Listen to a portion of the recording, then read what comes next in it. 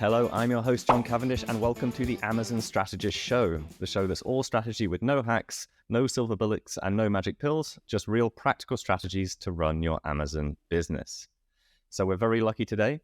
So our guest has more than 18 years of digital marketing experience working as a consultant, salesperson, business development director, and marketing manager, both in the US and UK. And most recently, his claim to fame is that he was head of product marketing for Helium 10's Atomic product. Atomic is such a difficult word to say. So he's been featured everywhere, Amazon Ads blog, numerous websites. He's run the panels for Helium 10's large industry conferences. And since 2017, he's been focused specifically on guiding Amazon sellers to get more results and more effective results through their Amazon advertising. So without further ado, I'd love to welcome to the podcast, Vince Montero. Hello, how are you? I'm really good, thanks, Vince. Thanks for coming. I love your background. Yeah, it's nice and bright. The sun is setting, so it's hopefully the color is going to stay good. Yeah, it looks great. Balances you out. So you've had a long career in the digital marketing space. Can you tell us a little bit your journey from that into PPC and ending up at Trivium? Yeah, got it. When you read that, I was like, wow, it's been that long. Yeah. A long time ago, 18 years ago, I got into digital marketing. At that time, it was an affiliate marketing company. So, tying together publishers with advertisers online. And within a year of me getting that job, they sent me to the UK. I'm so sorry for you, from California. At that time, well, no, that wasn't 18 years ago. So 18 years ago was just doing,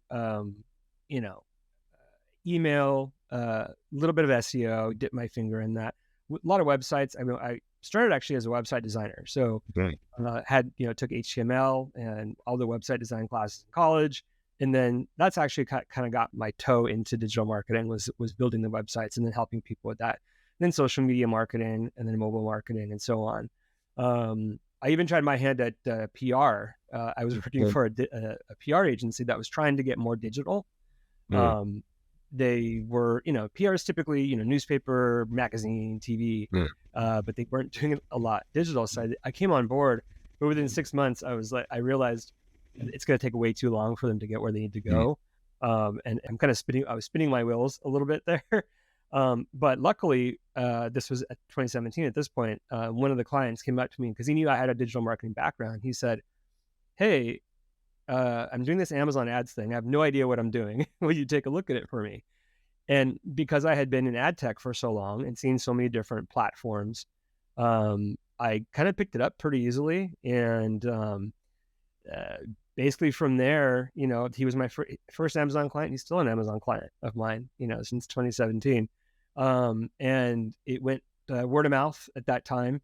PPC was still new, and sellers were trying to figure it out and trying to decide if they even needed to do it.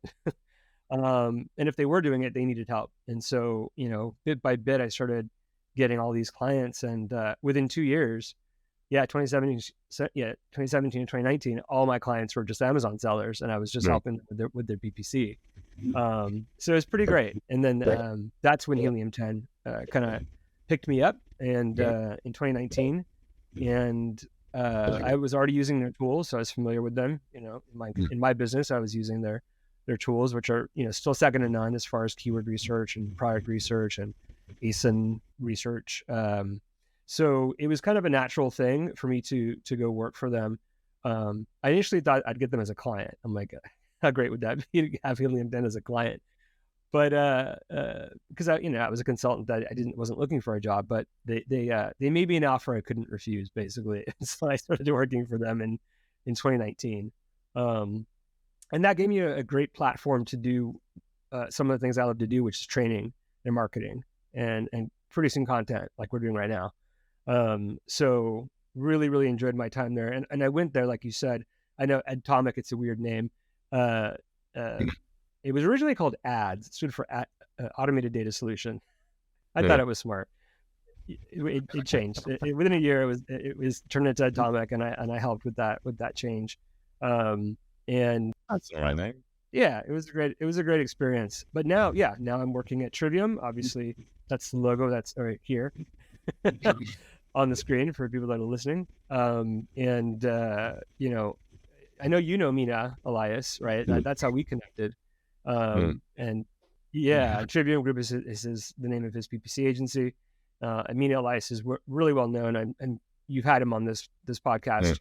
So I listened to that episode just to get myself familiar with your format.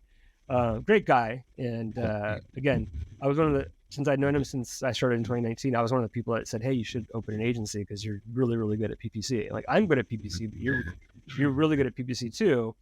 I was at Helium 10. He was kind of just doing his own, his supplement brand, and started Trivium Group. And then, it's just weird how things come full circle. But beginning earlier this year, I started to work with him on producing the content and the marketing and the training material. I love it. It's a super cool journey. Yeah. And I know, like, because I got back into Amazon back in 2014, 2015, and everyone thought, like, it's too late. Everyone was saying it was too late back in 2015, and like ASM4, everyone was learning Amazon, starting to make money on Amazon. And I guess in 2017, they were probably saying that ads were getting busy and the bids were getting high and that it was getting harder and harder to just spend your way to the top. No, PPC in 2017 was still, there was just sponsored products. That's it. Just those search results ad. There were no ads on the detail pages. There was no sponsored brand ads at the top of the page or videos or anything like that. So it's pretty easy actually to learn. Awesome. But I was there at the dawn of the sponsored brand ad and the sponsored display ads and DSP and the video. So I've seen it all basically, since 2017. But if we're talking about the evolution, like, one of the things that has changed, obviously, a lot more campaign types than there ever were before. Yeah. But also the need for it. Like, I remember back in 2017, when I first started looking at it, like, you didn't really need, if you had a product that was niche, you didn't really need to do ads yet, right? Because if it was really niche, hopefully you didn't have a lot of competition. There wasn't really a lot of need, or it wasn't as necessary. And there wasn't as many ad spaces. So it was less likely to get lost in the shuffle, right? Now, fast forward, there is so many ads, and there is still thousands of people coming in every day to sell on Amazon. So even if you're in a niche category, you need PPC. And I like to, this is something that it's evolved over the past few years with me, is kind of explaining PPC to people and just saying, hey, this is your marketing budget. Like, if you were to open a physical store somewhere, right, hopefully it has decent foot traffic. But if it doesn't, you're going to need a billboard, you're going to need a TV ad, radio ad, something, maybe a park bench with your face on it, saying what your store is, whatever your product is. Like, you're going to need to get people to your store. So that's what PPC is. PPC is just really the billboard on the side of the road, the ad in the magazine saying, hey, we're here. This is what we sell. Come to our store, right? And once you're in the store, which is the product detail page in Amazon, then the product detail page is supposed to make the sale. It's not the PPC that's supposed to make the sale. PPC sale is just the route to get the foot traffic into your store. So it's interesting how I've had to kind of defend PPC to people, because they have this misconception that, number one, you don't really need to do it. And like, no, you really do. And they could just dip their toe in it. Like, yeah, you can dip your toe, but then you're not getting a full data set, and which is then you can't really get a big picture of what to optimize down, maybe. And you're going to get lost in the shuffle, unfortunately. And some people are negative about that. They're like, oh yeah, Amazon's becoming a pay to play or whatever. I'm like, dude, it's your marketing budget. It's just a line item. As long as you have total net sales that are good, right? That it's a part of the process. That makes total sense to me. So you talked about, your PPC gets you to the listing. Like, with the clients you work with, how much time do you spend on the listings with them as well? Yeah, initially, we do. So Trivium has a full audit that we'll talk about as an offer, and listing is one of the things. When I look at clients, if they reach out to me, the first thing I look at is their listing. And if it's really, really bad, honestly, I probably won't even take them on, but I'll give them some tips on, here's a list of things that you need to improve, and maybe come back to me when you're done that. But it's so important. You had someone on the podcast recently talking about listing and how important they are. So I don't want to dive too deep in that, but basically you want to make sure your money is going to your best foot forward. And it's pretty simple. I'll say it this way. If you have a product on Amazon and you have a competitor, number one, you should know who your competitors are, right? Find your closest, best competitor. If your product detail page doesn't look as good, if not better than that product detail page, then you should probably get up to par and then throw money at PPC at it. That's the simplest way that I can when I talk to people about when they're ready for PPC. That's one thing that I do bring up is, the listing optimization is key. You can't, put lipstick on a pig and call it something. It's still a pig. Fancy pig. No, that's cool. And I love how you're saying about the evolution of ad types from when you started to now and thinking about it as a marketing budget. So if somebody came to you and they're, you ask them for their budget, where do you start then allocating that across the different types of placement and platform now? Everyone's in different places in their Amazon journey. Some people have more budget to work with than other people do. What I really try to look for is, do they know what their margins are? If they know what their margins are, and if their margins are healthy, that means that they can afford more budget. If their margins are slim, then we can't. And unless they get like they want to get a loan or something, or put $5,000 on a credit card to boost it up, then they just don't have that much budget to utilize. So the one thing I try to tell people about budgets is launch the campaigns and watch the budgets. What you simply don't want is the campaigns to go out of budget, especially if you're brand new. When you're launching PPC in the first I try to do a month. If you can be on for a month, if your campaigns can be running 24/7, meaning they're not going out of budget at any point in the day, then that's when you have a really nice data set that you can then use to say, okay, this is what worked, this is what didn't work. I can optimize this down, and then I can effectively start reducing that budget and reallocating budget towards things that is working, because you've cut out the things that aren't working. What I consistently see is when I audit new accounts is, because you can easily check on Amazon and click on, there's a new budgets beta tab. You just click on that and you can see how many times the campaigns, or what percentage of time the campaigns were out of budget, right? So if it's a very high number across all of the campaigns, I'm like, okay, I'm not working with a full data set here in order to even optimize these campaigns. So that's like, okay, we got to start there. So, but to impress upon listeners, it's simply a matter of, when we're talking about budgets, just don't run out. Like, figure out what that is. Amazon does a pretty good job when you launch campaigns of telling you what the budget should be. I would say maybe go by their recommendations, maybe go a little bit more. Expect to lose money. Expect to lose some of your budget when you're first launching campaigns, because you're just in data collection mode. If you don't have that data, then you can't optimize things effectively down, which is the goal of PPC. And there's budget rules that you can use now within Amazon that have, you can set budgets up or down based on certain time frames. There's some performance metrics in there that they're adding, but it's only to increase, not decrease, which is always interesting with Amazon. But yeah, as far as budgets go, it's my answer is just don't run out. And obviously, when you've got your campaigns performing well, you don't want to run out of budget, because that's just lost sales. So what's your hierarchy of the different placement types, different placement types, when you should kind of start? My favorites or high performers? Your favorites and the most high performance. So it really is two different answers, because my favorites are the branding ones, right? The branding aspects of some of the campaigns, I think, kind of get not a bad rap, but a less important rap, because you can't directly trace the sales to them, right? Whereas a sponsored product ad in the search results, they typically get most of the clicks because they look native, right?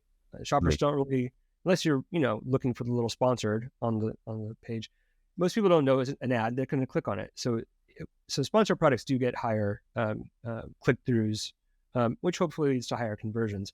However, my favorites are the sponsored brand and the sponsored display campaigns, because they really do showcase your product in really prime locations, not only in the search results page, but also on the product detail page. And again, like I was saying earlier before, like advertising is all about visibility and all about repetition. So if these types of campaigns are really doing a good job of leaving an impression of your brand on that shopper's mind as they're scrolling past it, even, and this is important because the consideration cycle for shoppers is, well, Amazon tells us it's up to 2 weeks. Otherwise, we wouldn't have a 2 pixel on the sponsored brand, the sponsored display campaign. So like, why are they doing that? Well, because Amazon has data. They must know some people take up to 2 weeks to make a decision. Yeah. Not like me. I shop on Amazon. I'm like, oh yeah, I know what I want pretty much. But apparently people browse. And that's another evolution of Amazon too. Like back in the day, you used to browse on Google for what you wanted, and then you just go to Amazon to see if you could get it cheaper on Amazon. I don't know if you ever did that. That's how I used to use Amazon. It was just for sure final destination. But now you don't trust anything on Google anymore, do you? Because all these stupid AI comparison articles of features and trying to find one that's actually a review that someone's ever touched the product and proof they've actually touched the thing is so frustrating. Is that what I don't even go to Google anymore, so I can't even say that. That's my experience with Google. You go through and you're like, these ones compare 2 things, but there's no way anyone's ever touched it who wrote this article. And it's the most annoying thing ever. YouTube's the best place. Exactly. So for anything shopping, people just go directly to Amazon, right? So again, that consideration cycle, having things like video, I don't know how when you're scrolling through, but yeah, video catches your attention. It doesn't matter. Mobile phone, desktop, it grabs your attention, which is why video used to just be in the middle of the page. Now it's also on the bottom of the page, and now it's also at the top of the page. They just released a brand new campaign type, which I've been working on with my clients. Imagine you're typing in something in the search bar and there's a video ad right below it.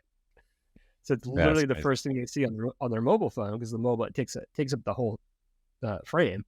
But on the desktop too, it's playing right below whatever it is that you typed in. Super powerful. Do they convert more? Maybe not necessarily, but your brand into the viewers, into that shopper's mind. You do that enough times, hopefully they come back, they remember your brand name, they type it in, you get an organic sale from it, right? But we can't track any of that, right? So that's why I'm saying my favorites are the branding ones, for the reasons that I just gave you.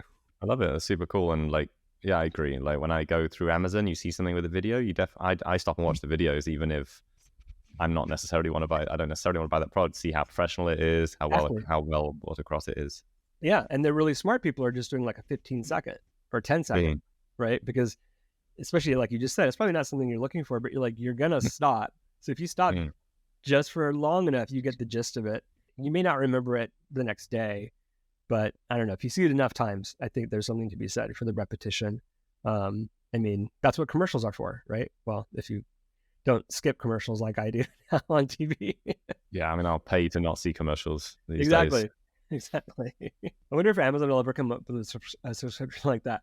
Pay us to not see ads from but it helps, doesn't it? That's the thing. But I could imagine just like in all like TV shows, just product placement. Like if they can monetize placement and you can actually pay to get your product put in an Amazon Prime TV show, like you did on the ad placement of somebody using it, like drinking your drink or doing something, that'd be amazing, wouldn't it? And absolutely, with AI generated continuous content, which we're 2-3 years away from. Maybe you can pay, and every time they watch it, it shows a different brand, and it continuously updates the brand on the can or something like that. It'd be amazing, isn't it? I love it. Except you get everyone, as always, marketers ruin everything. So something comes out, someone's making loads of money off it, someone publicizes it. Yeah. Marketers ruin it by taking it to the very edge, and then the next thing comes up.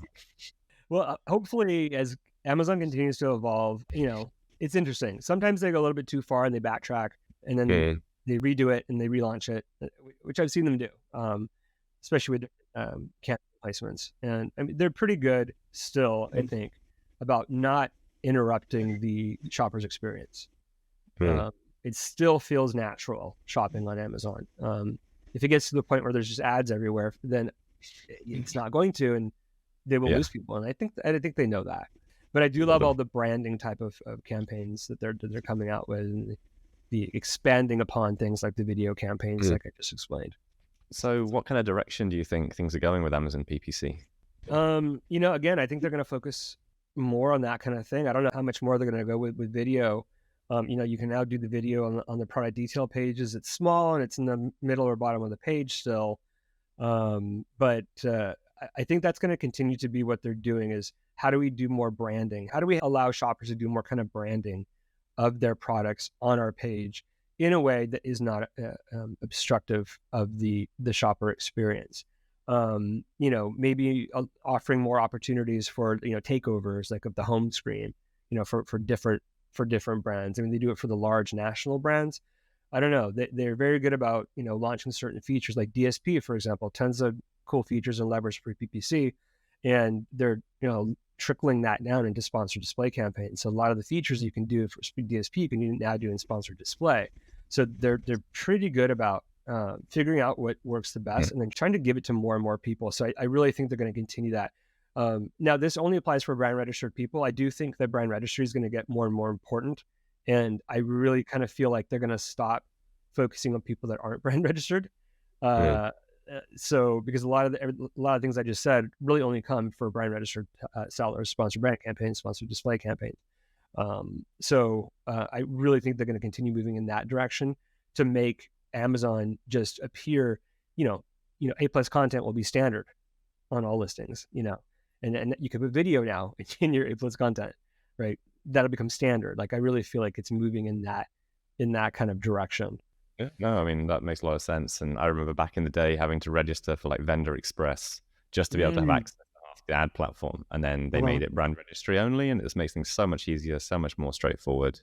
Yeah, so much better. Yes, exactly. So knowing this and this being the direction, and what kind of strategy or tips do you think would be beneficial for 2023 to ride that wave? Because of the increased usage of video placements, which I don't know how much more they're going to do, but there's a lot of video placements now.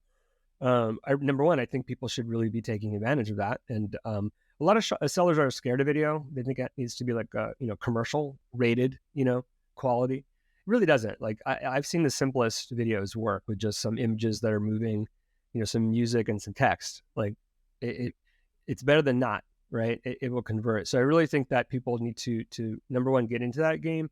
But if you have time and budget, what I really think people that have been running video or PPC for a while, a tip that I recently heard about Prosper I like sharing is, look at the data, look at what's converting. Like look at your search terms and look at a converting maybe some long tail keywords or search terms that are converting for you.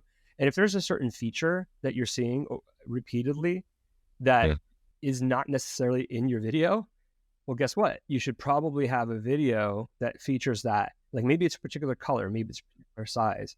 Let's say you sell a bed tray, like a table that sits next to your bed, right? And so you've got a nice video, you've got, showing it that it's good quality, good wood, blah, blah, blah, blah.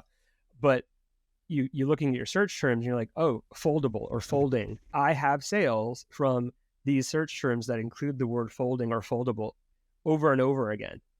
Well, guess what you need to show then in your video? You need to show the thing folding up and down. And if you film it that way, or maybe you did film it that way, but that's in the back, bring it forward, right? And then you can literally create PPC campaigns with those types of long tail keywords, right? And you'll know for certain that you're going to get sales because you have the data that shows that people are buying this for this one feature based on these searches. So I think really you, of course, should do your best to do your research on relevant keywords that you want to be seen for your videos.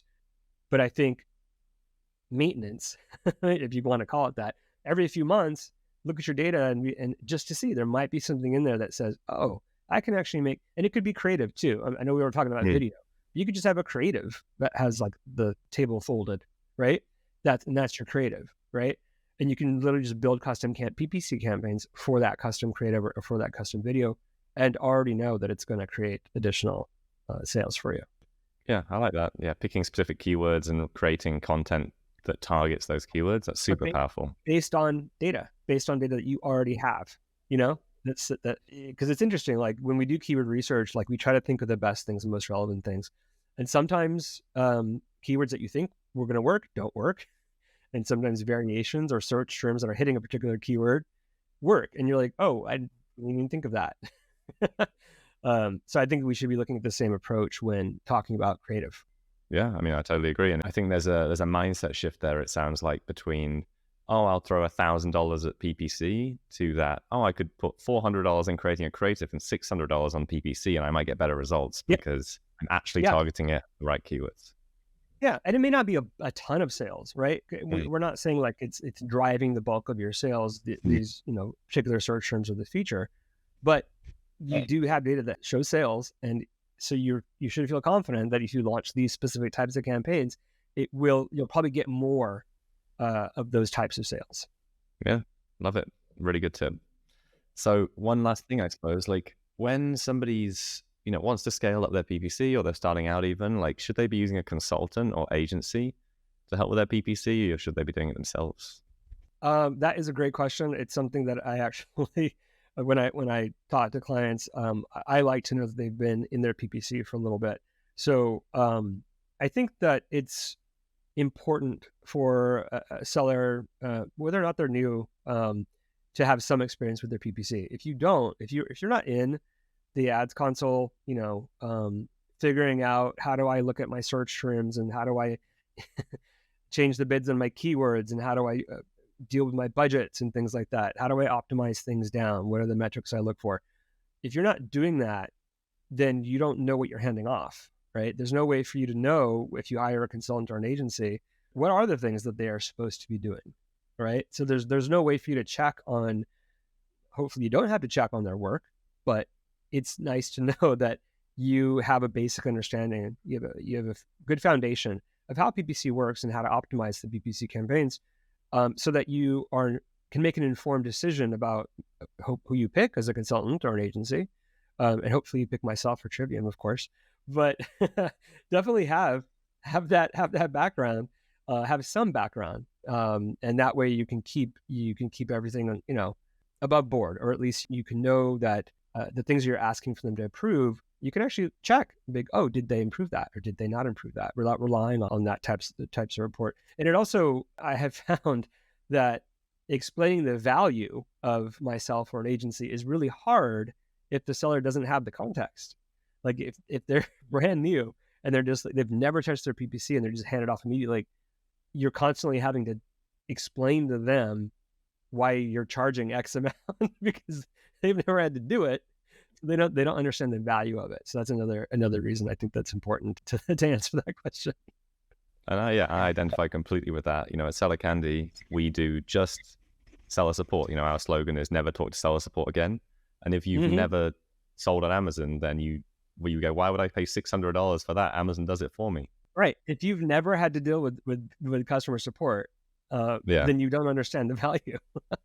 Yeah. Yeah, exactly. Like you get back half your time and all of your brain capacity, which is the main thing. We sell you back your brain. We should make that our slogan. Yeah, you should. Maybe that's the new one. Your brain is only $600 a month. Awesome. So yeah, thank you so much for sharing. We'll go into some more questions after this, but now it's the time for where we give back to our listeners, viewers, anyone consuming this content right now. Nice. So it's time for the game show.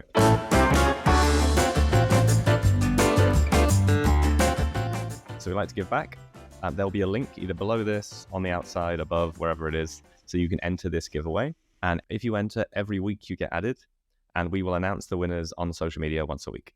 So you get added for everything going forwards, and you have a chance to win the amazing prizes put forward by Vince, along with some other really cool prizes that aren't as good, of course, from previous guests. Vince has very kindly put forward one free PPC audit with a step-by-step action plan. I think that's from Trivium. Yep. And also a 1-hour one-on-one consultation with himself. Yes. Which is amazing. So thank you, Vince. You're welcome. So we also have something. We have a 30-minute consultation with Don from AccrueMe still on there. Don's an amazing guy, very, very knowledgeable entrepreneur.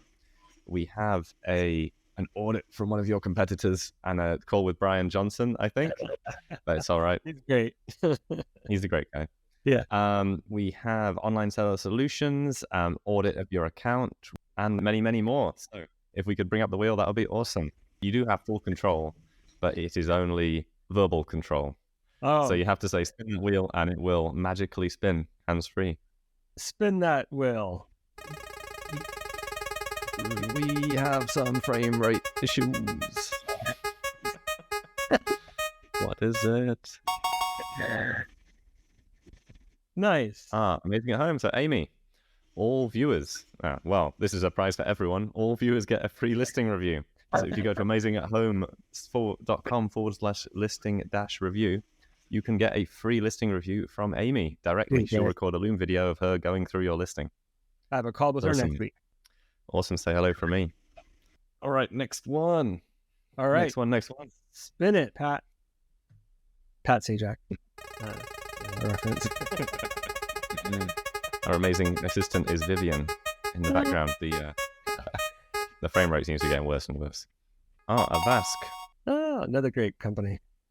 Another great company that isn't yours. Sorry. 50% off 3 registration services. But no, they're not really a competitor. They just do VAT registrations in Europe. So if you're looking to expand internationally, reach out to them. They'll actually help you with research as well to figure out if it's a good or, well, an okay or terrible opportunity. They're probably not going to tell you it's a terrible opportunity. They'll just say it's going to be more difficult. So do your own research, but follow what they share with you first as well. And one more time. Right. Should we do one more? One more time? Okay. I'm gonna put for one of mine. Spin it. No whammies, no whammies, no whammies. Remember that show? No, I haven't seen it. No whammies, no whammies. What was the name of that game show? That's gonna kill me now. Maybe Sophie Society. So 1 free ticket to the profitable PPC challenge. That must be recording because I'm pretty sure it's finished by now because it took too long to win this competition. So we will introduce you across to Sophie Society anyway, and they will hopefully show you the recordings from their profitable PPC challenge. I think was it that with in conjunction with Titan? I'm not really sure. Yes, that was. Yeah, so Chris and Titan were running that. So yeah, really cool. I heard I got good feedback on that. Yeah. Awesome. So thank you so much. You are our best ever assistant, Vince. Oh, yeah, I'm sure that's not true. Most beautiful. And we'll figure out something. We'll give you a title. All right. So Vince Vanna Vince. Vince is a good name. I like it. Good name for a host. So we ask one question to every guest that comes on the Amazon Strategist Show. That is, what is one strategic element you think most people are missing while selling on Amazon? Well, I mean, I kind of already mentioned it, which is video in general. But to kind of tie back with what we were saying about different creative production, utilize AI where you can. There's plenty of companies out there that can actually tell you what your best creative is or in your video. But a free tip and a free way to do this that I like telling people about, just use YouTube. This is for video, but when you upload videos into YouTube, they tell you your 3 best thumbnails, right? One that's highlighted, and then they have 2 other ones you can choose from. But the one that's highlighted that's YouTube's AI saying, "Hey, this image is the best image." So if you ever are struggling to figure out, you have this great video, but you don't know what the thumbnail should be, or maybe you don't know what the starting image should be, throw it on YouTube. Even if you're not going to upload it into YouTube, just throw it on YouTube, look at what the results are, and boom, there's your answer. Another tip I learned at Prosper, I like sharing. I love that. That's really cool. I need to look back into that. I remember last time, I'm not a big YouTuber, so I've uploaded a few videos in the past. I just remember looking really stupid, and maybe that's what drives the click. Like, what is this guy doing? All right, I'll click on that. I don't know if you're speaking too highly of your audience now. That's what it's saying. It's your favorite. I mean, my audience on YouTube wouldn't be the same audience. So everyone who's listening and watching now is super smart, and you would only look at very intellectual thumbnails, wouldn't you? Intellectual thumbnails. Exactly. Not me looking like I'm having a heart attack. Did Vince say? Okay, so we have just one final part, which is our rapid fire questions. There are 7 of the hardest questions in the Amazon space. Oh no. First answer that comes to mind. And are you ready? Sure. All right, question number 1. What is your favorite Amazon niche? Gadgets and tech, mostly for gifts, but yeah, I just like looking at what the latest gadgets are out there. Yeah, me too. If you could choose no pictures or no reviews, which would you pick? Such a trick question, but yeah, obviously no reviews because you can't sell anything without pictures. Name a country that starts with the letter V. Oh my gosh. See, I should know this since my name starts with the letter V. Vatican City? Yeah, I think that might be a country. Which Amazon marketplace is the next big opportunity? Brazil. I think Brazil's going to be big. Pineapple on pizza, yes or no? No, there should not be anything sweet on pizza. Gross. Name something appealing about working from home. Well, if the window was open, I could have just watched the sunset over the ocean, which is nice. But it's now Beautiful. dark. Yeah. Name something you'd hate to find swimming around in your bathtub. A leech. Oh, it's horrible. Yeah. Just the concept of a leech just freaks me out. I purposely did not go into the Amazon on my last trip to Peru because I was like, I don't want any leeches. Wow. Thank you. Those are amazing answers, and be glad we weren't alive during medieval times and getting sick. Exactly. That was their cure. Cure for everything. You see, you were living in the UK. Did you ever watch Blackadder, that TV series? No. No, Rowan Atkinson. You know Rowan Atkinson? I know him. Yeah, I know who he is. Yeah, him and Hugh Laurie, and so that's their original thing. They're one of their original comedy series. Oh, and they wow. go through the different times in history. And he's like, they go through the Elizabethan period or something. He gets sick, and they're like, leeches. Like, I don't want to use leeches. Where do I put them? He's like, we're not Neanderthals. You put them under your tongue until they dissolve, like twice a day. It's great. You should watch Blackadder. It's great. Season 2 onwards. The first season's a bit weird. That's hilarious. I will put that on my list. That's great. So if you want to connect with you, follow you around the internet, consume your content, where's the best place to go, Vince? Yeah, definitely. Check out I think it's Trivium_group Instagram feed. That's where a lot of the content comes out. We've also got a YouTube channel. Just look for Trivium Group. Again, a lot of content there. LinkedIn, Trivium Group as well. But for myself personally, just Vince Montero. Or Vincent Montero. I'm the only Vince Montero on LinkedIn that is in this space, so it's pretty easy. Or my Instagram is at evinced1, which is EVINCED1. Thank you. Well, thanks for sharing. Thanks to everyone that's been here watching, listening, however you consume the content. And thanks again, Vince, for spending the time in an evening to spend time with me here. It was a pleasure. So that brings us to the end of this episode. If you've liked it, please do what everyone does. Subscribe, like, follow, leave us a review on Apple or on Spotify now. You can rate us out of number of stars, I believe. And be sure to come back next week for another interesting discussion with I'm not sure who yet. I will check it out and we'll share on socials. So thanks so much for being here, Vince, and have a great evening. Thanks, John.